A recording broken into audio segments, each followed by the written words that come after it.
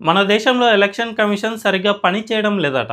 ఈ విషయంలో మనతో పోలిస్తే బంగ్లాదేశ్ ఎలక్షన్ కమిషనే చాలా బాగా పర్ఫామ్ చేస్తోందట. ఈ మాటలన్నది ఎవరో అనామక నేత కాదు. ఆర్జేడీ రాజ్యసభ ఎంపీ మనోజ్ ఝా ఈ వ్యాఖ్యలు చేశారు. మనం బంగ్లాదేశ్ ఈసీని ఆదర్శంగా తీసుకోవాలని, దాని నుంచి పాఠాలు నేర్చుకోవాలని చెప్పారు. అది కూడా బీహార్ ఎన్నికలు జరుగుతున్న సమయంలో ఈ వ్యాఖ్యలు చేశారు.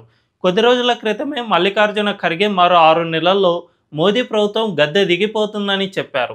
ఈసీ రిగ్గింగ్ వల్లే మోదీ గెలుస్తున్నారని రాహుల్ గాంధీ అంటూ ఉన్నారు. వీటన్నిటినీ చూసుకుంటే మన దేశంలోని రాజ్యాంగబద్ధ సంస్థలను దెబ్బకొట్టడానికి ఇండి కూటమి ఎంతకైనా దిగజారుతుందని స్పష్టంగా అర్థమవుతోంది.